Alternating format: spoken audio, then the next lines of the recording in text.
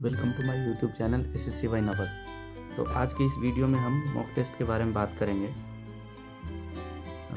जो कि pre exam के मॉक टेस्ट के बारे में होगा। तो चलिए शुरू करते हैं। जैसा कि मैंने पिछले वीडियो में आपको ऑलरेडी बता चुका हूँ कि क्या टाइम टेबल होना चाहिए, डेली शेड्यूल के बारे में और बुक लिस्ट के बारे में और रैंक लिस्ट के बारे में। अगर आपने नहीं देखा तो पिछली वीडियो जाके देख सकते हो। तो चलिए मॉक टेस्ट के बारे में बात करते हैं। तो इसके कुछ क्वेश्चंस है जो कि मोस्टली एस्पिरेंट्स की यही क्वेश्चन कॉमन क्वेश्चंस होते हैं। तो एक एक करके हम इनको टैकल करेंगे। हाउ टू गिव मॉक, हमें कैसे देना चाहिए मॉक को। चलिए शुरू करते हैं। ये बेसिकली हमें पहले तो इसका प्लेटफॉर्म पे ध्यान देना चाहिए कि हमें किस माध्यम पे देना चाहिए। मैं प्रेफर करूँगा कि डेस्कटॉप हो, तो उससे अच्छा कुछ नहीं है। उस पर दो तो हमें एक हैबिट सा हो जाता है कि हम एग्ज़ाम रूम में बैठे हुए हैं, लाइक उस तरीके से। अगर मोबाइल पे देते तो थोड़ा सा अलग फीलिंग आता है, जो कि एग्ज़ाम के पॉइंट ऑफ व्यू से ठीक नहीं होता। तो कोशिश करना चाहिए कि डेस्कटॉप मोड पे दे और हमेशा एक्टिव मोड में दे। आप जब अलर्ट रहो तब दो, ऐसा नहीं कि सोने जा रहे हैं तब नींद आ रही है तो दे दिए मॉक, वो गलत है। तो और शांति वाले जगह में हमें देना चाहिए, पीसफुल प्लेस पे, ताकि कोई डिस्टर्बेंस ना हो। और बैठ के देना चाहिए। ऐसा नहीं कि हम मोबाइल ले हाथ में फ़ोन लिए हुए हैं, सो रहे हैं और मॉक दे रहे हैं, तो वो भी नहीं होना चाहिए। नेक्स्ट क्वेश्चन है कि how many mock should be given before the exam. ये डिपेंड करता है कि किस तरीके आप एस्पिरेंट हो। अगर आप बिगिनर हो, आपने सिलेबस कंप्लीट नहीं किया, तो आपको पहले सिलेबस कंप्लीट कर लेना चाहिए।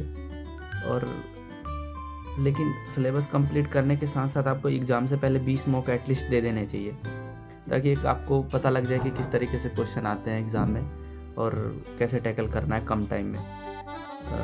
अगर आपने सिलेबस एक बार कंप्लीट कर लिया है तो एटलीस्ट 45 मॉक आपको देने चाहिए। 40 to 45, ज़रूरी नहीं कि 45, आप 40 भी दे सकते हो, 50 के अराउंड भी दे सकते हो। आपको जैसा अच्छा लगे वैसे करो, लेकिन एटलीस्ट इतना मॉक देना चाहिए अगर आपने एक बार सिलेबस कंप्लीट कर रखा है तो।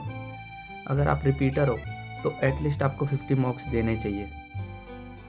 यानी कि अगर रिपीटर इन द सेंस कि आपने 2-3 अटैम्प्ट दे चुके हो पहले भी सीजीएल का, और आपको लाइव मॉक भी देना चाहिए। किस तरीके का मॉक हमें देना चाहिए, तो एक तो प्रीवियस ईयर बेस्ड होता है मॉक। तो ये अगर आप बिगनर हो तो ही दो इसको। आप एक बार सिलेबस कंप्लीट कर चुके हो और रिपीटर, तो आपको ये मॉक नहीं देना चाहिए, क्योंकि आप ऑलरेडी इन चीज़ों से निकल चुके हो। तो इजी क्वेश्चन लगा के आप टाइम वेस्ट मत करो अपना, और कोशिश करो आप पेड मॉक दो जो प्रीवियस ईयर बेस्ड पे हो, जिसके कुछ क्वेश्चन तो प्रीवियस ईयर बेस पे होते हैं, जैसे इंग्लिश और मैथ के, रीजनिंग के, लेकिन करंट अफेयर के क्वेश्चन भी इंक्लूड होते हैं। और मॉक टेस्ट को कभी भी इजी वे में मत दो। ऐसा ना हो कि इजी मॉक टेस्ट आप चूज कर लो उसको और उसको दो, और ना टफ दो कि नंबर कम आया फिर डिमोटिवेटेड हो जाओ। बैलेंस लेवल का होना चाहिए, ताकि हमें पता लगे कि किस तरीके के एग्ज़ाम में क्वेश्चंस आते हैं और हमें एनालिसिस कैसे करना चाहिए। तो अगर जो क्वेश्चन आपसे नहीं बन पाता हो उसको तो पहले हाईलाइट कर लो। टेक्स्ट बुक में जैसे बुक मार्क का ऑप्शन आता है, उनको बुक मार्क कर लो। और ऐसा नहीं कि एक मॉक के नोट्स बनाने लग गए और काफ़ी लंबा चौड़ा मॉक का एक नोट्स ही बना लिया, जो रिवीजन भी नहीं कर पा रहे बार बार, तो वो वेस्ट ऑफ टाइम है। अब रिवीजन के लिए मैंने एक स्ट्रेटेजी बनाया आप लोगों के लिए, जो कि मैं आपको सीट्स प्रोवाइड करवाऊँगा।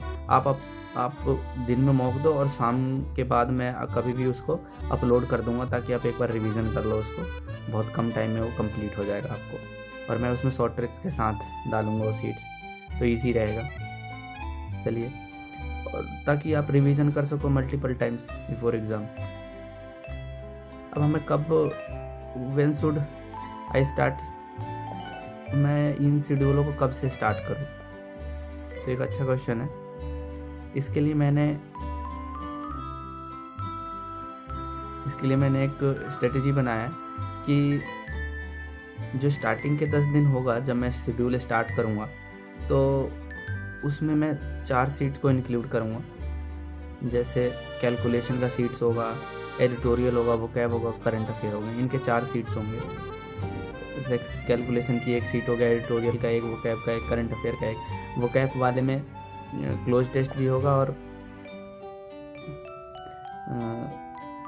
पैराजंबल क्वेश्चंस भी होंगे, और करंट अफेयर के 10 क्वेश्चंस होंगे, 10 ऑनलाइन फॉर्म में। और 10 दिन के बाद मैं डेली शेड्यूल के साथ साथ जो सीट कंटिन्यू रहेगा, और उसके साथ साथ मैं एक जो टेक्स्ट बुक के द्वारा मॉक, पेड मॉक होते हैं, उसको एनालिसिस करके सीट्स डाला करूँगा, लेकिन 10 दिन बाद। और आप लोग अगर चाहोगे उसके बाद कि मैं लाइव मॉक का भी अपलोड करूं, तो वही मैं कर दूंगा वीडियो बना के। तो मैं डेली शेड्यूल कब से स्टार्ट करने वाला हूं, उसके बारे में बात करें तो या तो मैं नोटिफिकेशन से पहले स्टार्ट करूं या नोटिफिकेशन के बाद करूं, ये आप लोग मुझे बताओ। इसके लिए पहले तो आप चैनल को सब्सक्राइब करो और अपने फ्रेंड्स के साथ शेयर करो, ताकि मुझे पता चले कि कितने एस्पिरेंट्स मेरे साथ जुड़े हुए हैं। तो नोटिफिकेशन के नियर बाई हम शेड्यूल को स्टार्ट करने की कोशिश करेंगे, और मेरे टेलीग्राम चैनल को ज्वाइन करें डेली शेड्यूल के लिए। Thank you guys.